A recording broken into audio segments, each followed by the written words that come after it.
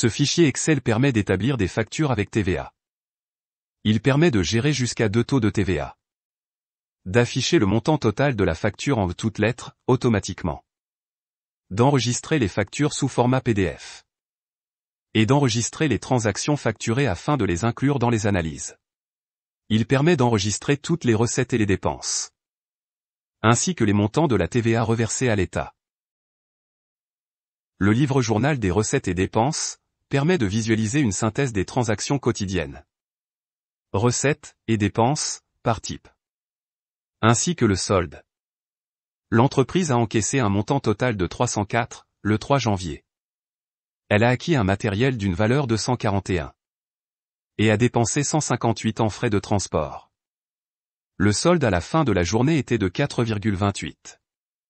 Le total des recettes du mois de janvier 2024 s'élève à 2369. Le total des dépenses à 1387. Et le solde à la fin du mois, 981. L'entreprise a encaissé au total 25 429, durant l'année 2024. 60% des revenus ont été dépensés. Soit, 15 283. L'activité a généré un bénéfice total de 10 147. Soit, 40% de marge bénéficiaire. L'entreprise dispose d'une trésorerie qui s'élève à 37 156. Ce rapport permet un suivi détaillé des recettes et des dépenses. Analyse annuelle des montants, et pourcentages, des recettes, et des dépenses, par type. Analyse mensuelle des montants des recettes, et des dépenses, par type. L'activité de développement de logiciels est la principale source de revenus de l'entreprise. Suivi par le conseil. À 2, elle représente 40% du total des revenus. En mars, l'activité de développement de logiciels a généré des recettes, qui s'élèvent à 1077.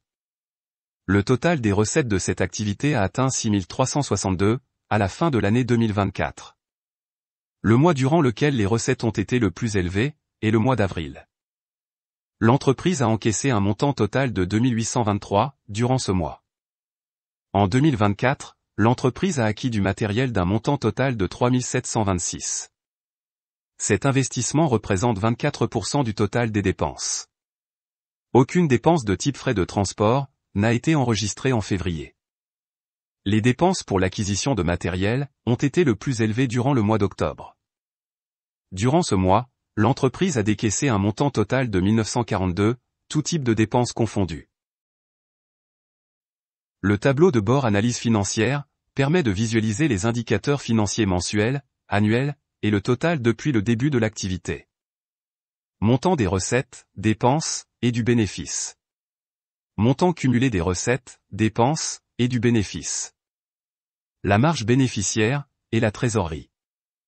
Il permet de visualiser la tendance mensuelle, et annuelle, des 5 dernières années, des recettes, des dépenses, du bénéfice, et de la trésorerie. Ainsi que la variation mensuelle, et la variation par rapport au même mois, l'année précédente.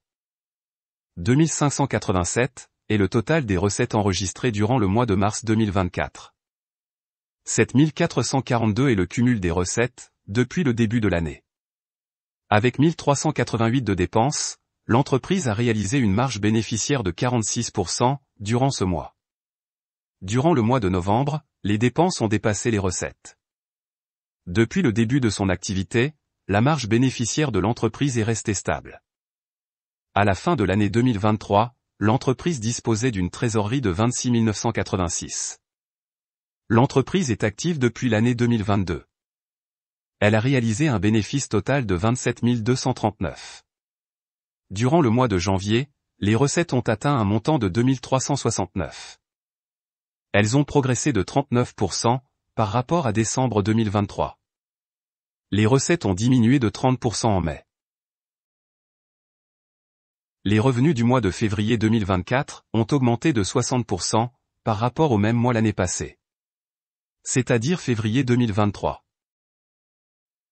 Les dépenses ont augmenté de plus de 50%, durant le mois de mars. Elles ont nettement baissé en juin. En février 2024, l'activité de l'entreprise a généré un bénéfice, 60% supérieur, au bénéfice de février 2023. En mars, le bénéfice a reculé de 4% par rapport à la même période l'année précédente. L'entreprise a amélioré la disponibilité de ses ressources durant l'année 2024. Ce qui lui a permis de couvrir l'intégralité de ses besoins. Les revenus de l'année 2023 ont connu une baisse de 13% par rapport à 2022.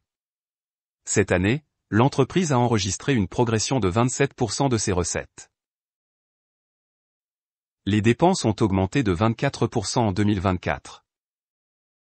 Les bénéfices ont augmenté de 30% en 2024. Cette feuille permet de visualiser les rapports de TVA mensuels, pour les entreprises qui déclarent leur TVA mensuellement. Les rapports de TVA trimestriels, pour les entreprises qui déclarent leur TVA trimestriellement. Et le rapport de TVA annuel, pour les entreprises qui déclarent leur TVA annuellement. Suite à ces ventes, l'entreprise a collecté en février 324,33 de TVA, sur une base hors taxe de 1707, soumise à un taux de TVA de 19%. Elle a collecté 70,11 de TVA, sur une base hors taxe de 779, soumise à un taux de TVA de 9%. Le montant total de la TVA collectée est 394,44. Suite à ces achats, l'entreprise a décaissé une TVA d'un montant de 118,65. Le montant total de la TVA à payer est la différence entre la TVA collectée et déductible. Il s'élève à 275,79. L'entreprise dispose d'un crédit de TVA de 227,71, généré par les achats du mois de janvier, qui ont dépassé les ventes. Le montant de la TVA que doit reverser l'entreprise à l'État, après imputation du crédit TVA, est donc 48,28. Le montant de la TVA générée par les achats du mois de novembre, dépasse la TVA collectée sur les ventes. L'entreprise n'a donc aucune TVA à reverser à l'État. Par conséquence, elle a généré un crédit de TVA de 70,95, qui sera imputé sur la TVA à payer du mois de décembre. Au premier trimestre, l'entreprise a collecté au total 950,32 de TVA. Elle peut en déduire la TVA payée sur ses achats, 595,44. Elle ne dispose d'aucun crédit de TVA. Elle doit donc reverser à l'État 354,88. La TVA due sur l'année 2024 est de 1210,53.